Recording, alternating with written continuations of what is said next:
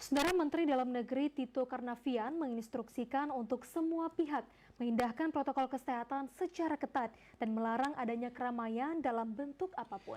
Selain itu, jika ada kepala daerah yang mengabaikan instruksi ini, maka akan dikenakan sanksi pencopotan jabatan. Nah, untuk membahas masalah ini kita sudah terhubung dengan Komisi 1 DPRA dengan Tengku M. Yunus sebagai Ketua Komisi 1. Assalamualaikum Pak Yunus. Ya, Waalaikumsalam. Ya, baik Pak Yunus, langsung saja apakah instruksi dari Mendagri sudah diterima oleh pemerintah Aceh, Bapak? Saya rasa di kita DPR kan belum ada informasi ya. Mungkin juga kan yang namanya instruksi mungkin ya kita mungkin di Ketua DPR mungkin sudah diterima.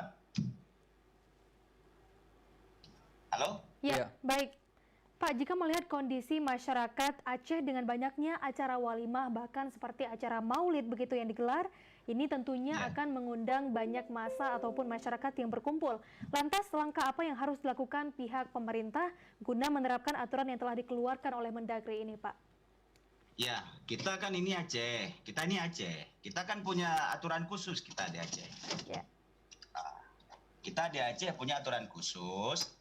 Dan setiap aturan sebenarnya yang dilahirkan itu aturan yang dilahirkan oleh pemerintah pusat itu ada satu pasal di UU PA itu, kalau nggak salah saya pasal 296 itu, setiap keputusan aturan dari pusat itu harus konsultasi dan mendapat pertimbangan daripada DPRA.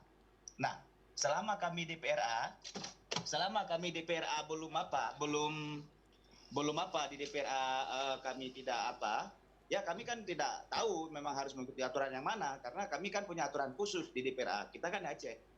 Ya, baik Pak Yunus, jika melihat kondisi di Aceh dari penanganan COVID-19 pada awal masuk COVID begitu ya, nah apakah melihat instruksi ini bisa menjadi solusi untuk Provinsi Aceh, Pak? Ini kita ngomong beda lagi. Ini Aceh ini sebenarnya, ini Aceh. Kita orang Aceh ini lebih kepada akidah kita ini. Kita lebih berpedoman kepada akidah. Kita berpedoman ini dani fi abdibih. Ya. Seperti hadis kudusi. Itu hadis kudusi ini dani fi abdibih. Kata Allah Ta'ala, sesungguhnya kata Allah Ta'ala, aku akan menyangkakan apa yang kamu dan. Seandainya kamu COVID ini nggak hilang, ya tak akan aku hilangkan. Seandainya kamu tidak perlu takut kepada, ya insya Allah. Nah, ini bicara lain lagi, bicara orang Aceh. Tapi kalau kami bicara DPRA, saya selaku Komisi 1 DPRA Aceh, kita mengikuti aturan-aturan yang ada. Cuma kita ini Aceh, kita punya aturan khusus gitu. Baik Bapak, lantas jika masih ada saja acara-acara yang digelar dan mengundang massa yang banyak, lantas bagaimana kita memutus mata rantai COVID-19 khususnya di Aceh ini, Pak? Nah, dalam langkah-langkah itu kita harus duduk, kita harus melibatkan tokoh-tokoh ulama, tokoh-tokoh masyarakat, tokoh-tokoh adat.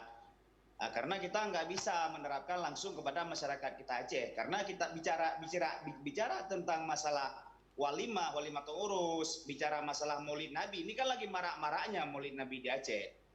Dan alhamdulillah Pak Gubernur kemarin setelah mengeluarkan peraturan jangan keramaian dan disusul dengan peraturan baru dicabut, itu masyarakat Aceh sangat berterima kasih supaya masyarakat Aceh itu bisa mengadakan Maulid gitu. Jadi untuk menerapkan yang demikian kita harus duduk kembali gitu. Kita harus melibatkan tokoh ulama, pimpinan dayah, tokoh masyarakat. Enggak langsung kita bisa mengambil kesimpulan, oh ini jangan nanti terjadi konflik di bawah. Karena bicara Islam bagaimana kentalnya itu akidah Islam orang Aceh itu, kita jangan memandang Islam di Aceh itu tahun 2020, enggak.